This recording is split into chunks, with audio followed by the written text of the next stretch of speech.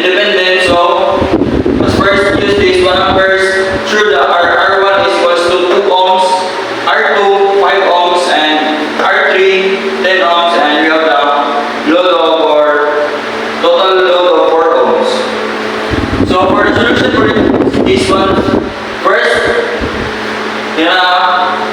find the total resistance of parallel circuit because we have 2 parallel and 1 series.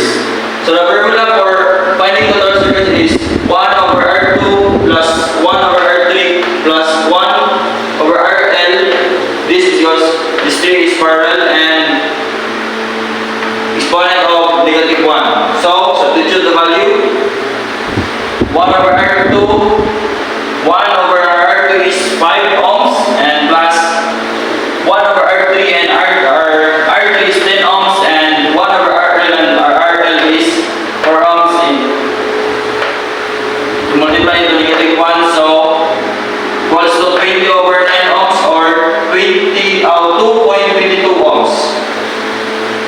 So then you're gonna add this total into R1 because it may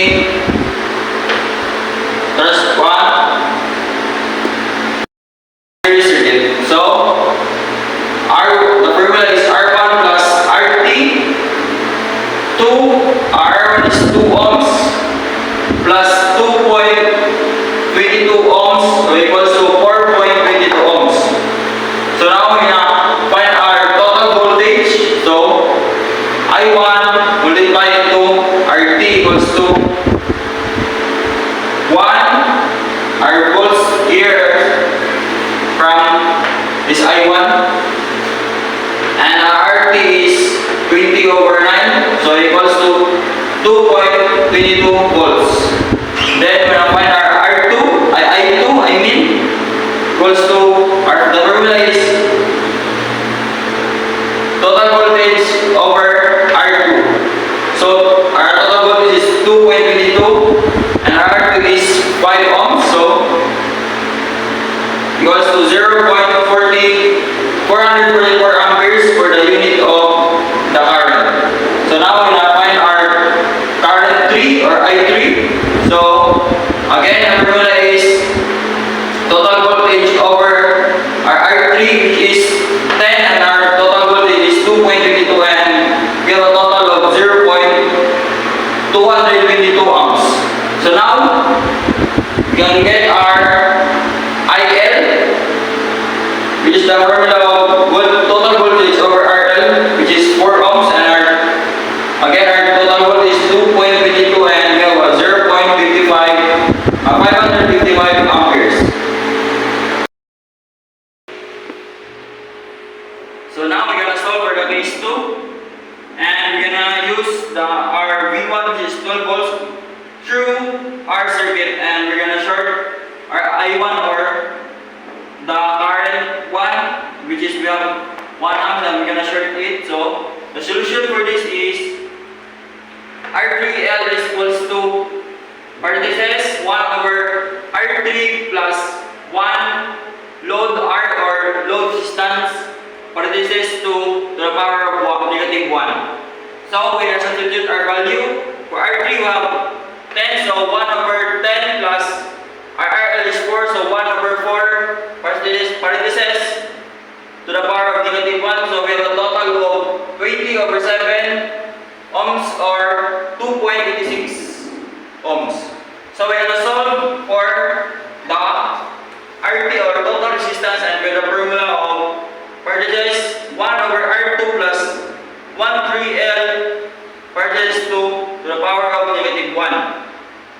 And then substitute the value. So we have 1 over R2 is 5 ohms plus 1 over R3L. So we can transpose this to begin to 7 over 20 parentheses to the power of negative 1, and we have a total of 20 over 11 or 1.82. So we have solved for our IV. So we have a formula of V1 over R2, which is our V1 is 12 volts. We have this 12, then our R2 is 20 over 11, so we have total of 66 over 20 or 3.3 amperes. So we're gonna solve for our I2, and the formula for this is 1 IV1 multiplied to R3L over R2 plus R3L, which is substitute the value. We have the IV1 is 3.33 amperes multiplied into R3L is 20 over 7, and R2 is 5 plus 20 over 7 R3L, so we have a value of 1.98 amperes. Then we are solve for our I3L. The formula is IV1 minus I2, which is our IV1 is 3.3 amperes minus 1.98 I2, and we have a total of 1.32 amperes. Then we are gonna solve for I3. We have a formula of RL over R3 plus RL, and the formula, and then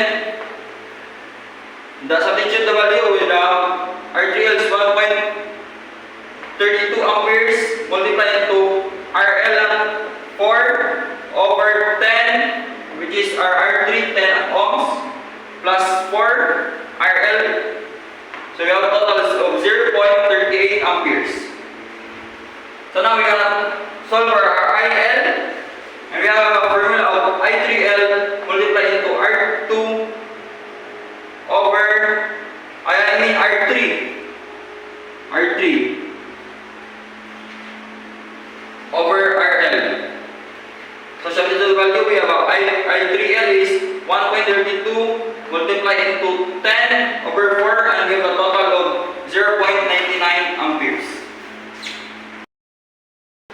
So for the case 3, we're gonna use our voltage 2, we have, which is 24 volts, and shortage are V1 and our I1. So we're gonna solve this, and we have the solution of R3L equals to 1 over R3 plus 1 over RL to the power of negative 1. So substitute the value. So we have our R3 is 10, so 1 over 10 plus RL is 4, so 1 over 4 to the power of negative 1 is equals to 20 over 7 ohms. So find the total resistance. So it may become series circuit. So R2 plus R3L is equals to 5 plus 20 over 7 equals 55 over 7. Don't forget the unit, which is ohms, because we find the resistance. So we're gonna find our RV2, which is the formula of V2 over RT, and we have our V2 is 24 volts over RT, which is 55 over 7, and a total of 168 over 55 or 3.05 amperes. So our I2 is equals to IV2, so I have 3.5 amperes, and our R3L is also equals to I2, which is 3.50 amperes.